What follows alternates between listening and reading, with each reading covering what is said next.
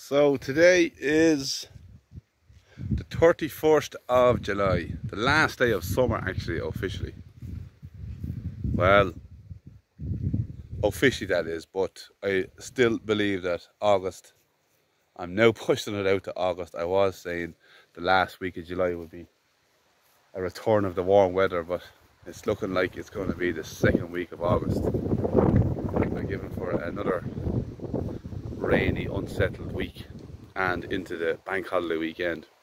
Anyhow, besides all that, I've had a few comments about the cleanup crew and how I'm going to be inbreeding with this herd. Now, why am I okay with that for this time? Well, the story is, let's just say, for instance, I have two bulls, which is the case. Now, this bull's mother is this lady, and that bull's mother is this lady. So if I only had one bull and his mother, I would be guaranteed that he's going to breed his mother. However, I have two bulls, so my risk straight away is divided by half. So there's a half chance that he won't breed with his mother. So if everything ran perfectly, this lad, who's not related to this cow, would breed her, and vice versa. That lad, who's not related to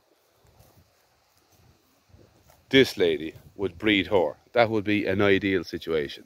However, even at that, even if we do breed this lad to his mother, I know that sounds terrible and it sounds like inbreeding, but every pedigree breed in the world, from the Connemara pony, the thoroughbred horse, to the Holstein Friesian. In fact, the Holstein Friesian breed came from two sires. So that's what you call inbreeding. But however, there is enough of a genetic mix and difference between him and his mother, because he is only half related to his mother. Remember, he is half related to his father as well. Now, the real issue would be, and we do not have that situation here, is full brother and full sister. Even that has been done in the pedigree world at the early stages of constructing and reconstructing breeds. To create an exact type, they have line bred. They call it line bred, but technically it's inbreeding. There's no real difference to inbreeding and line breeding. Basically, line breeding is when it works and inbreeding is when it doesn't. So that is the chance that I have taken this year. Now, why am I taking that chance? I suppose I've had to. So the best case scenario would be that these cows, these mothers, are carrying to the Belty Galloway. If that doesn't work out, the best scenario after that would be that the second bull breeds with his comrade's mother and vice versa. And worst case scenario, the son breeds back with the mother, who he is only 50% related to, and he's 50% not related to. So that is the situation here with the rest of my breeding season, or some have called my inbreeding season. Now, let's go back to the sisters that he's going to be breeding with. I'm hoping that the daughters of my bull last year are... This must be rest time, is it?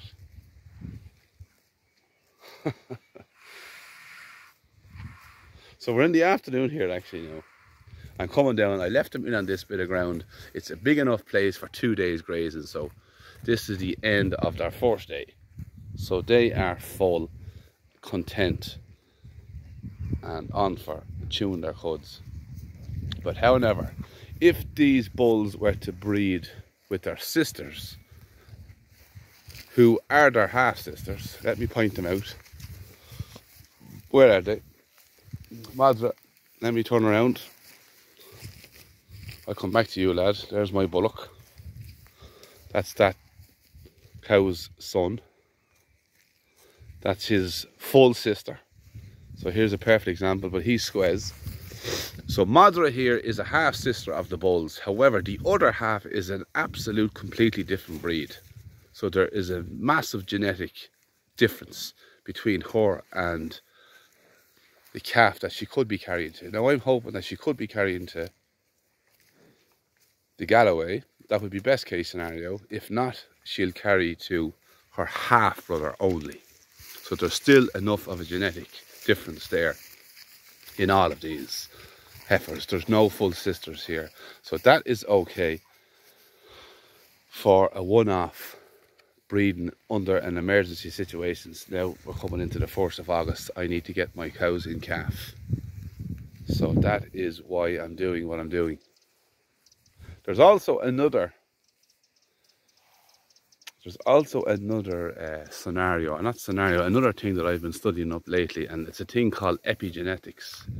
Basically, each one of these animals here has their own genetic code that gives her that red coat, that when she breeds a calf, gives her calf that red coat, and gives her horns, or maybe doesn't give her horns, or makes her a short horn. That's her genetic code. There's also what you call epigenetics, which is genes that are in her that do not come to the fore until she's exposed to a certain condition and environment which allows her to become adapted to her circumstances.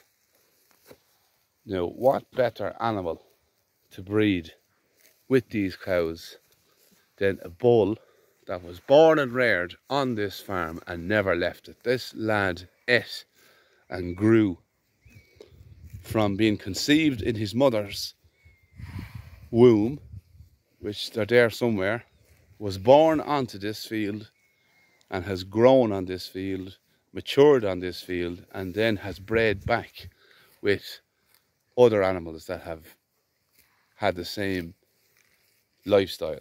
So their calves should be that bit further on down the line in their adaptability to this system and these conditions and this environment. So basically that's my mouthful today, and that's my reasoning for line breeding, I'm going to call it. Now, so that's the end of my story. Let me go back to this fella here. There's mother and son. I'm very happy with that fella now. He is 50% Shorthorn, 50% Galloway. That's what I was hoping to have next year, but the other way around. So the mother is Galloway and the father is Shorthorn. I was hoping to have mother Shorthorns and father Galloways, but we don't know yet. We'll see. But that is a nice grass bullock. He even has a better end than a Shorthorn and a better end than a Galloway. So he would be what you call hybrid vigor, a complete outcross. And I like that bullock. He's definitely going to be one for the freezer. So basically these Galloway cows, Belty Moor and Belty Bjug, are now carrying to these two Rowan boys here. Completely unrelated. So we're going to have calves like this fella, only a little bit maybe rowny in the back end, or kind of bluey. It'll be interesting, to be honest. So what else is there? No, that is basically it, and that is my thoughts, and that is how I'm going to justify what I'm at this year. Now next year I'm going to go and get myself a new bull and cross all these cows with a new animal, completely unrelated, and try and avoid this situation again. Well, this is the way it happens, isn't it? It's no big problem anyhow. So we will know next year anyhow what comes. So they're on this coarse enough grass. It's the third time to be grazed this year, the second time in the growing season, and they have a lot of picking to do them until I come back and move them back up the road tomorrow. So that is the situation on the last day of summer. Tomorrow is the first day officially of autumn, but the best of the year is yet to come, I believe. So for now I will shut down. It's a short video, 10-minute video. Well, it's short as of the way I have done it lately, but I just wanted to clarify that in my inbreeding season, aka line breeding. So for now, I'll say good luck and goodbye.